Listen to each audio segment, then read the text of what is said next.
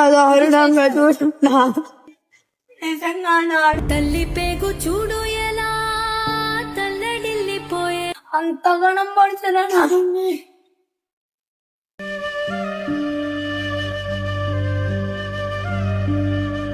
కావాలి బావ కావాలి వాళ్ళ అమ్మ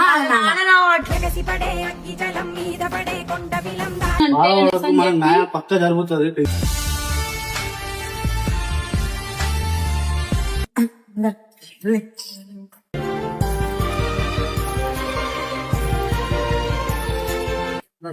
కదన్నా అమ్మాయి బయటకు వచ్చిందంటే మొత్తం వస్తుందన్న. అమ్మాయిని బయటకు పంపించమని చెప్పాలన్నా. అదే కావాలన్నా. అమ్మాయి వచ్చిందంటే మొత్తం వస్తుందన్న. అమ్మాయి నాన్న అమ్మ మొత్తం ముగ్గురు వచ్చిరంటే మొత్తం వస్తుందన్న. వాడికి మాత్రం ఖచ్చితంగా ఉరి శిక్ష పడాలన్నా. వాడికి కావాలి అంటే ఖచ్చితంగా ఉరి శిక్ష పడాలన్నా.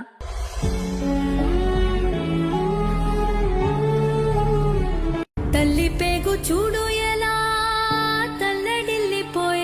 మొగుడు కూడా అంతే ఉండాలి. తప్పేమి లేదు కదన్నా. తను ఎట్లా అన్నదో తను ఎట్లా ఉంది. అది అప్పటికి క్లోజ్ అయిపోయింది. మళ్ళీ క్లోజ్ అయిన తర్వాత కూడా 1 year తర్వాత కూడా ఎంతలా దారుణంగా చంపుతారని మేము ఎప్పుడు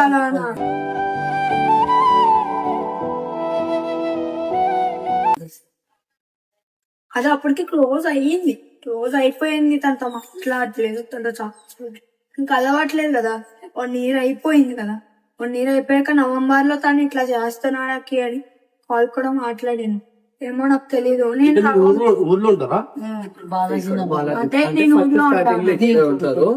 అయితే ఇక్కడ నుంచి ఇల్లు వచ్చిందని చెప్పి బాలాజీ నగర్ కి షిఫ్ట్ అయ్యారు. అయితే వాడికి ఎగ్జామ్స్ ఉన్నాయని చెప్పి వచ్చిండు 2 weeks. ఈ రోజు లాస్ట్ ఎగ్జామ్. ఈ రోజు ఎగ్జామ్ అయిపోయింది. ఈ రోజు ఎగ్జామ్ అయిపోతే ఈ రోజు నైట్ వెళ్ళిపోతుంది. మళ్ళీ ఒక 2-3 months దాకా వాడి ఇక్కడ రాకపోతుండే అసలు. మళ్ళీ సెమ్ స్టార్ట్ అయ్యాకనే వస్తుంది. ఒక్క రోజు వచ్చేసావాడేమో. 11:30 కంప్లీట్ ఫైల్ అయిందా? మండే రోజు చెప్తామని చెప్పి అంటున్నారు.